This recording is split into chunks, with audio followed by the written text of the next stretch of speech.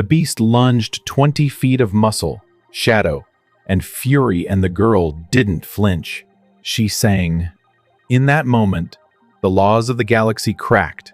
Welcome to a story of impossible bonds, whispered songs, and a rebellion born not from war, but from empathy.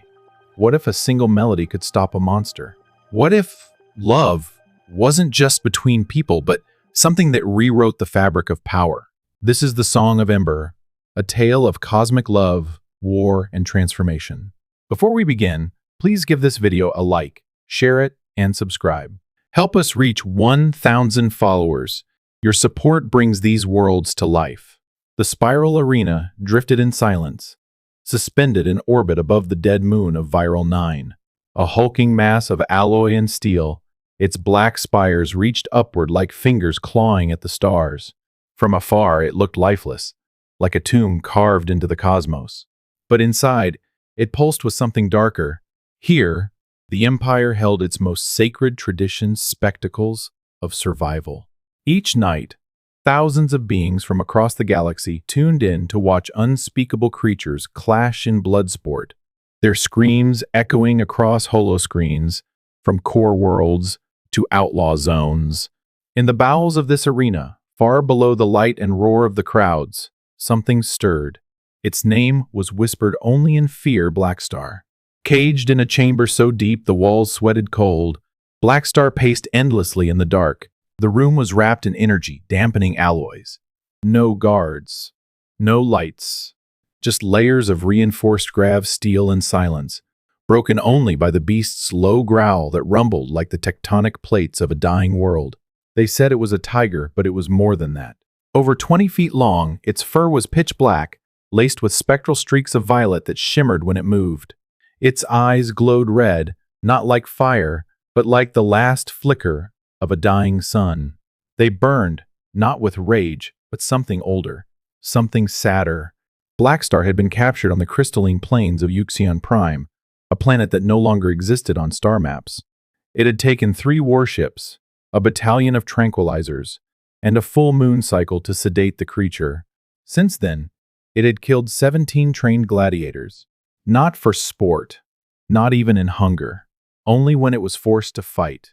But what truly unnerved the Empire's handlers was not the killings, it was the sound.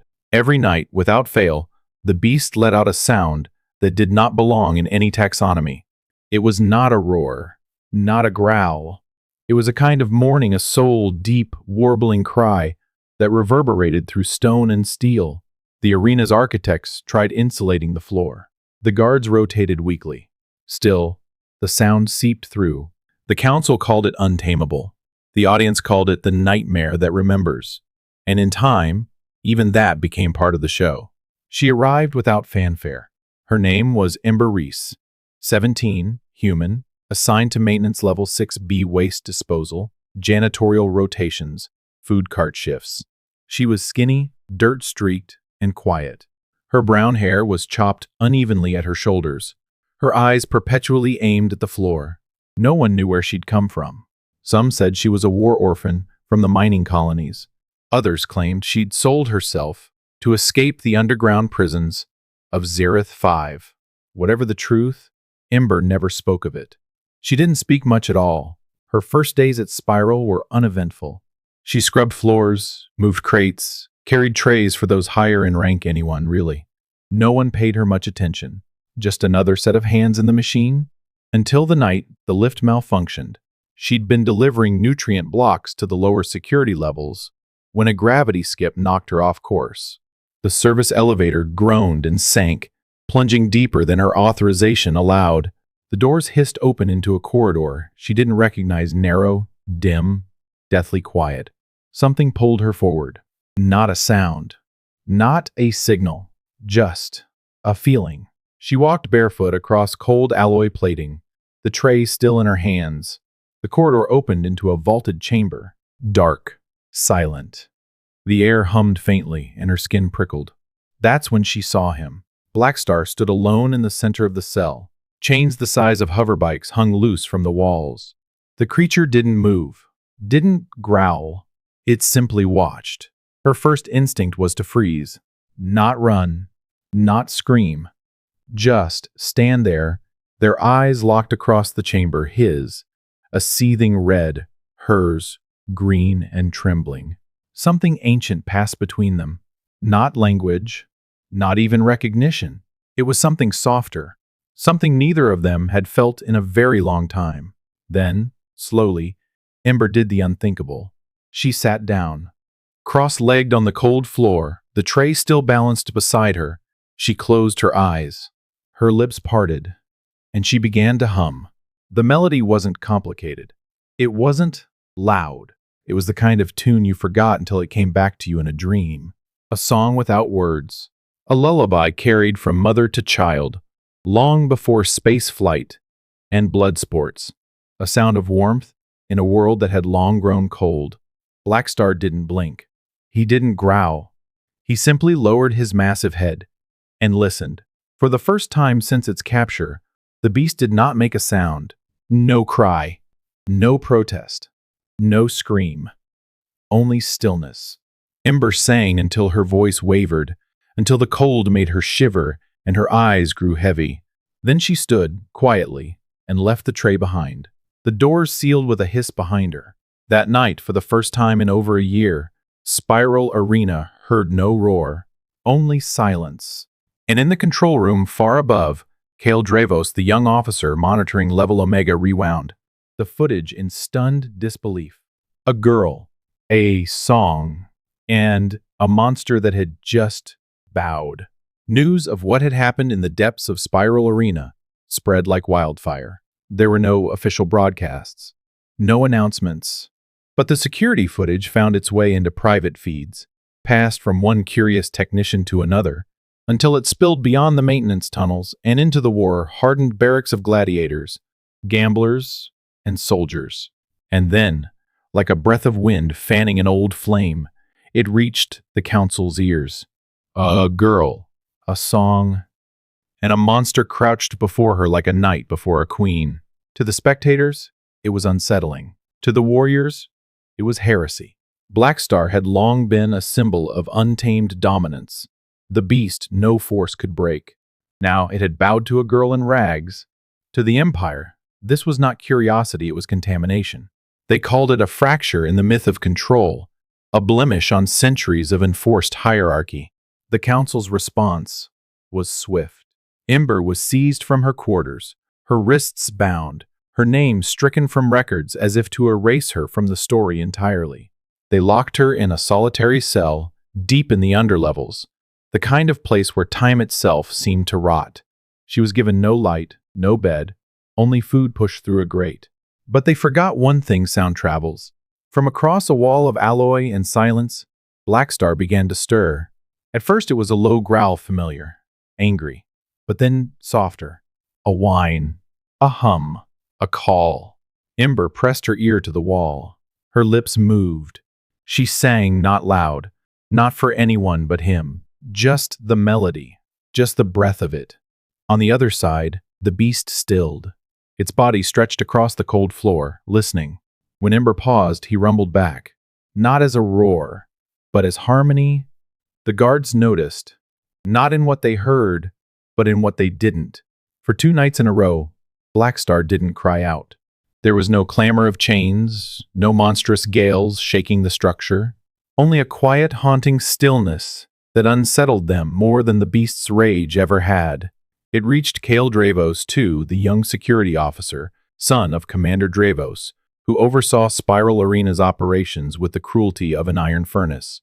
Kale had seen the footage like everyone else. But unlike the others, he didn't laugh, didn't scoff, didn't call for blood. He watched it over and over, frame by frame. Ember's eyes, her posture, the way she didn't flinch when the beast approached, the way her lips moved before the cameras fuzzed out, no sound, just the ghost of a song. Something stirred in Kale that he thought he'd buried long ago. Late one night, while the upper deck slept, he used his father's override codes to access Ember's cell. She didn't react when the door slid open. She was sitting cross-legged on the floor, hands in her lap, staring into the darkness like it had become her sky. When she finally looked up, her voice was quiet but steady. I know who you are. Kale hesitated in the doorway, stunned. You do. You're the boy who watches everything but never speaks. I've seen you on the monitors. Always alone. Always. Listening. He stepped in, drawn by something he didn't understand. My mother, he said slowly, was a medic during the Voss Wars. She was executed for treating wounded beasts enemies of the Empire. They said. Ember tilted her head. She sang to them, didn't she? Kale nodded once, the truth sharp in his chest. I'd forgotten the sound of it. Until I heard you. They sat in silence, not touching, not speaking, just two souls caught in the gravity of something neither could name. But the council had no interest in poetry. In a broadcast sent across over 300 star systems, the high voice of the Empire declared a test of obedience, an act of public reclamation. The council named it the Trial of Control. They would pit Ember and Blackstar against Graver, a genetically enhanced apex killer, engineered in the bioforges of Raxol V. A towering mass of plated muscle, neural overrides, and violence. The message was clear. Control is not found in compassion. Power bows to no lullaby.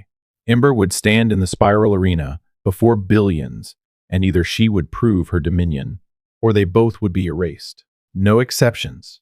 No appeals. The betting pools opened instantly.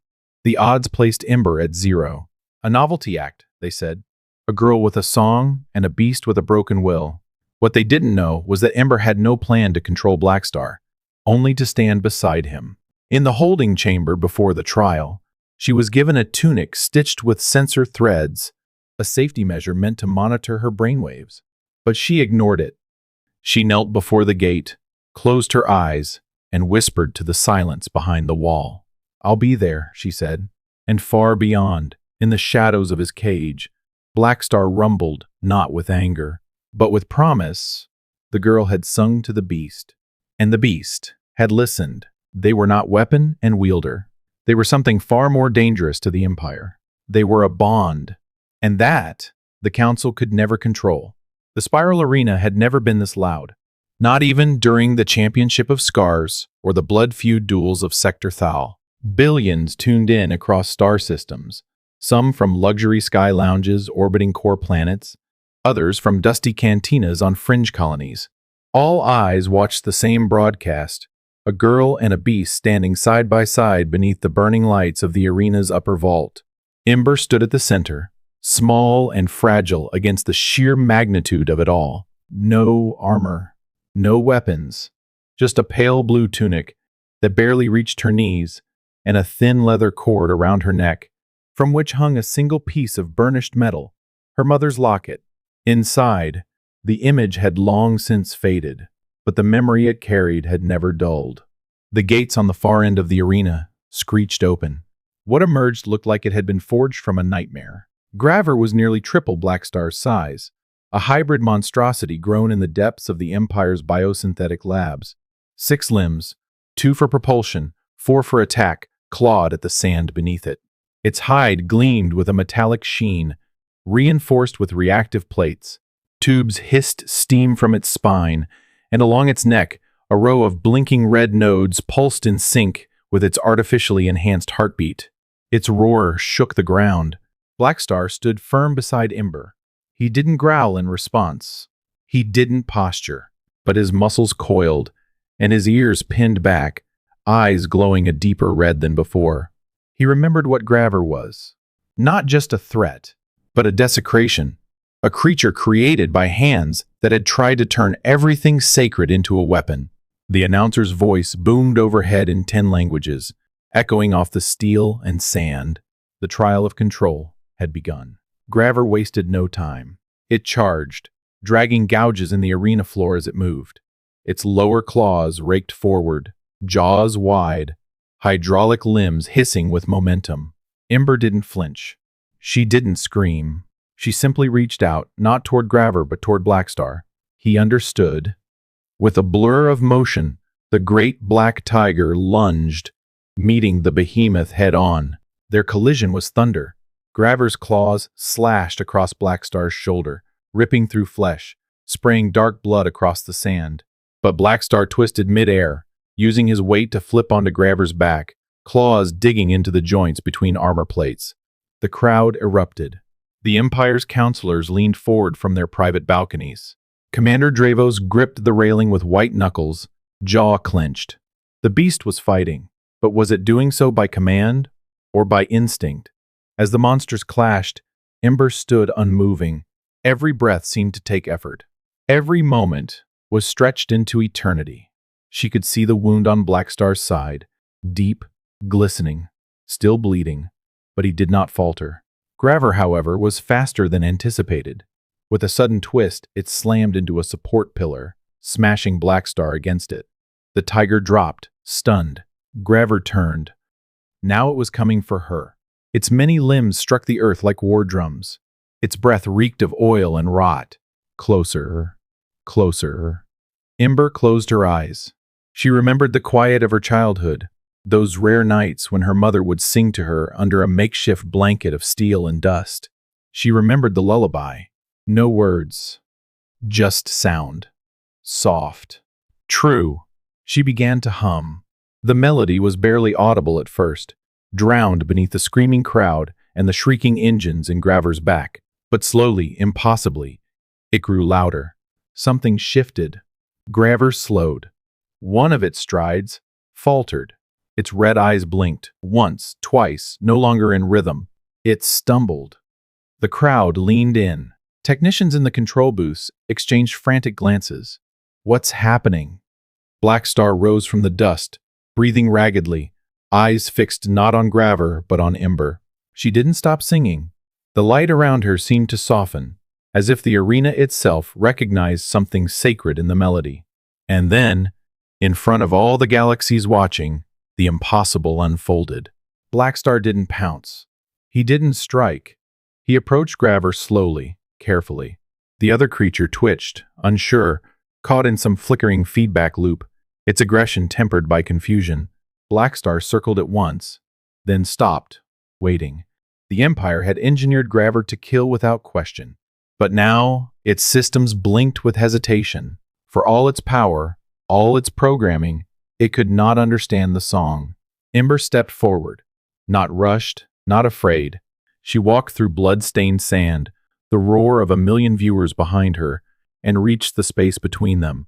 Her hand, small, steady, reached out to touch the warped surface of Graver's armored face. "I don't know who made you," she whispered, "or what they told you to be. But if we want to be heard, we have to start by listening." For a moment, the arena was completely silent. No cheers. No orders. Only the sound of breathing. Blackstar bowed his head. Graver lowered its limbs. The red lights in its chest dimmed. And the spiral arena, where for generations only death earned respect, witnessed its first act of mercy. No victor was declared that day, but something had changed. Something the council couldn't erase. Not a girl, not a beast, but a truth the whole galaxy had just felt. A new kind of power, and it had a name. Hope. Ember's name spread across the stars like a forbidden prayer. She didn't ask for it. She never wanted it. But when the footage of the trial escaped the Empire's filters, when the galaxy watched a girl stop a monster not with a weapon, but with a song, something cracked open. Some called her a traitor. Others called her a miracle. To the Empire, she was a threat that had to be erased. The bounty came first. 20 million credits alive. 10 million if not. Then the broadcast ban. Then the raids. By the time the third moon of Tracil fell under martial law, Ember had vanished from the central systems, slipping between trade routes and blackout zones like a shadow the Empire couldn't grasp. She wasn't alone. Kale Dravos, once a soldier in his father's command, had chosen exile over silence. He followed Ember not out of pity, but out of purpose. Blackstar remained her constant companion, a living storm wrapped in fur and silence, bound to her by something deeper than instinct. And always at their side was Drexen, the skittish, sharp-eyed creature that had followed Ember since her days in Spiral. No one knew where it came from, but it never left. They flew in a stolen courier ship through the fractured sectors of the outer line, chased by patrols and whispers, until they reached a place most had long stopped believing in. Elris. A region buried in the asteroid belts of Sector 9, Elris was more myth than map. A broken collection of planetoids and hollowed-out debris, shielded by natural static fields that blocked tracking systems. It was said to be home to outlaws, exiles, deserters. But when Ember stepped through the pressure gates of the central hub, she found something far more powerful than fugitives. She found survivors, entire species once enslaved by the Empire's war machine, whole cultures who'd been stripped of language, forced into silence. Refugees, rebels, healers, hunters, each one scarred in some way, each one watching her with the wary eyes of those who've lost too much to believe in hope. And then came Leora. She stood nearly 7 feet tall, her skin marbled like volcanic stone, and eyes so pale they looked carved from bone. Leora had once been the Empire's executioner, known across 5 systems as the Flame of Othra. She now led the rebellion rising in Elris, a commander not just by strength, but by pain. When she met Ember, she said nothing, just looked, then nodded once. "There's no safety here," Leora finally said.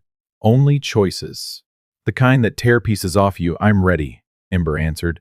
Beside her, Blackstar rumbled. It was during a tactical review of intercepted Empire files that Reef found them. Reef was part organic, part neural construct, once a top-level bioengineer under the Council's watch. Now, his mind pulsed with frequencies most species couldn't hear. He wasn't just a scientist. He was an interpreter of emotion, a mapper of thought. He studied Blackstar for hours, not with chains or electrodes, but by sitting still, matching breath patterns, and listening. The revelation came without warning. "He's not just bonded to you," Reef told Ember. "You're synchronized. Biopsychic co-resonance. It's rare, dangerous, and powerful." "What does that mean?" Kale asked. Reef turned slowly. "It means she doesn't control him. They feel each other. If one suffers, the other knows. If one rises, so does the other." Ember placed her hand on Blackstar's neck. He leaned into the touch. Reef dug deeper. Using neural scans, ancient Euxionic texts, and what remained of the arena's archived footage, he reconstructed a forgotten truth. Blackstar wasn't bred for war. He was once a guardian spirit and empathic sentinel of Euxion, tuned to protect life through emotional resonance. But the Empire had captured him, twisted his nature with implants and conditioning, and buried that identity beneath layers of trauma. "He still remembers," Reef whispered. "And so do you." That was when the plan took shape. They had no army, no cruisers, but they had something the Empire had never prepared for: a bond, stronger than programming, a connection deeper than fear. At the heart of the Empire's control system was the core lattice, a network that linked all engineered battle beasts through behavioral override algorithms. Destroy it, and the Empire would lose command over every creature they'd ever corrupted. It was a suicide mission. The core lattice was buried in a fortress moon near the galactic center, guarded by dreadnoughts and planetary shields. But it wasn't just a strategic target. It was symbolic. The Council had built their empire not just on technology, but on domination of life itself. "Break the core," Leora said, "and you break their spine." Ember didn't hesitate. "Then we break it." In the days that followed, Elris changed. Tactical drills began. Maps were projected across cavern walls. Messages were sent through encrypted pulses. And in quiet corners of the station, people began to sing again. Not loudly, just softly. Melodies that hadn't been heard in years. Songs once banned, now reborn in whispers. Ember no longer walked unseen. Wherever she went, people nodded to her. Some touched their hearts. Others wept quietly in her presence. She had become something more than a fugitive. She was a memory made flesh, a living answer to the question no one dared ask: can we be more than what they made us? As their ship prepared to depart, Ember stood on the platform, the stars stretching endlessly ahead. She turned to Kale, to Reef, to Blackstar, and she smiled. "I used to think a song couldn't change anything." Kale raised a brow. "You still think that?" She looked to the stars. "No," she said. "Now I think it can change everything." The silence before war is never truly silent. It hums beneath your skin, tightens the breath in your chest. It lingers in the rustle of cloth as people prepare for the worst, in the quiet glances exchanged by those too brave to admit they're afraid. On the day the Empire came for Elris, the silence felt heavier than any fleet. The first ships broke the static fields with a roar that echoed through the belt. Crimson banners of the Empire burned against the stars, and behind them came the dreadnoughts, sleek, merciless, unrelenting. At their helm stood Commander Drevos. He'd led planetary sieges, broken entire systems, and extinguished rebellions before they ever began. But today his hands trembled. He told no one why, not even himself. Because deep in the corners of his memory, a girl once laughed beside a garden dome. Her name was Ember, and he believed she died 17 years ago. On the ground, Elris lit up like fire through frost. Generators surged. Rail cannons rotated skyward. Rebel fighters poured into battle positions. In the heart of the command center, Ember stood among them, still, focused, her mother's locket hanging at her chest. Beside her, Kale prepared weapons systems. His jaw was tight, hands stiff over the controls. He had known for days now what no one else did, that Drevos wasn't just the Empire's blade. He was Ember's father, and Kale's. The truth ached behind his ribs like a wound that refused to scab. Outside, the first blasts rocked the perimeter. Fighters screamed overhead. Shield walls flickered. The war had begun. Blackstar leapt into motion, his body a shadow slicing through flame. He didn't wait for orders. He didn't need them. Where Ember moved, he followed. The battle turned brutal fast. Empire troops poured onto the surface, pushing through corridors of rock and steel. But Elris did not break. Leora led squads with fire in her veins. Reef broadcast counter signals to scramble drone relays. Drexen darted through vents, leaving chaos in his wake. And then, in the middle of it all, Ember saw him. Drevos stepped through the breach of the central atrium, flanked by elite guards. He wore black armor traced with gold, the colors of judgment. But when his eyes found her across the rubble, something in him cracked. She wasn't a ghost. She was real. "You shouldn't be alive," he said, voice hollow through his comm suit. "You were just a child." You left us," Ember said, stepping forward. "But I didn't come to fight you." Guards raised weapons. Blackstar snarled, fangs bared, but Ember lifted a hand.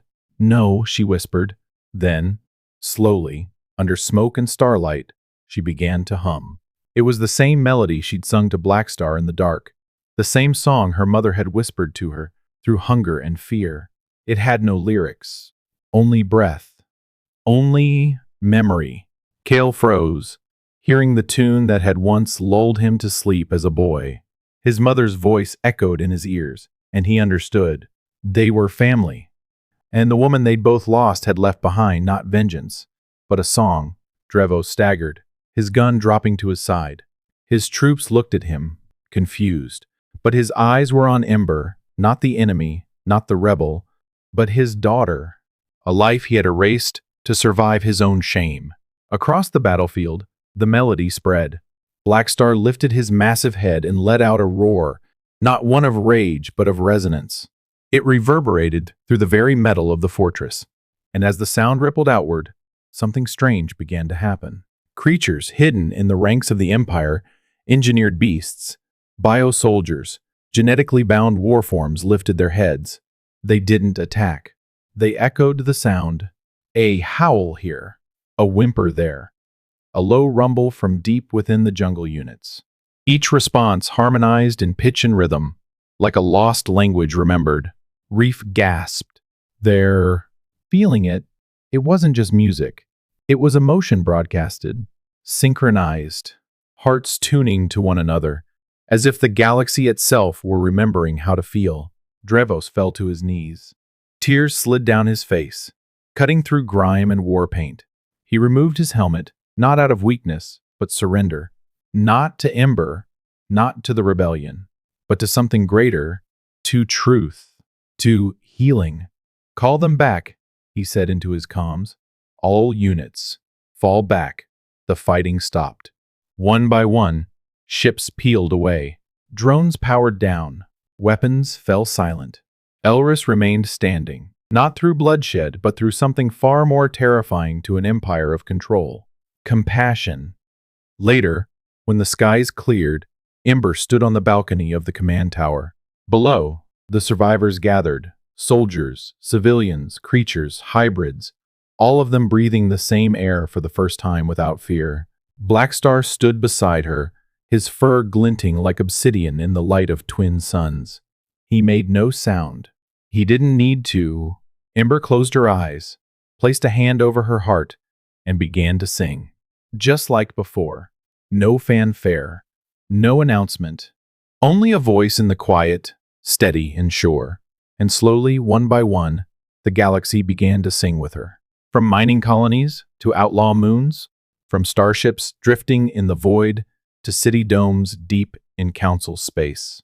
Across time zones, languages, species, the melody traveled, not as rebellion, but as remembrance.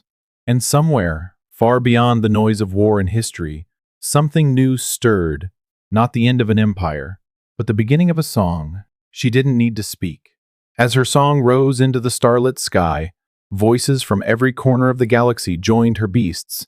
Exiles, rebels, children. The empire had silence. Ember gave them a voice. This was not the end. It was the first note of a new future. Thank you for watching The Song of Ember. If this story moved you, share it, subscribe, and help this channel reach 1,000 followers.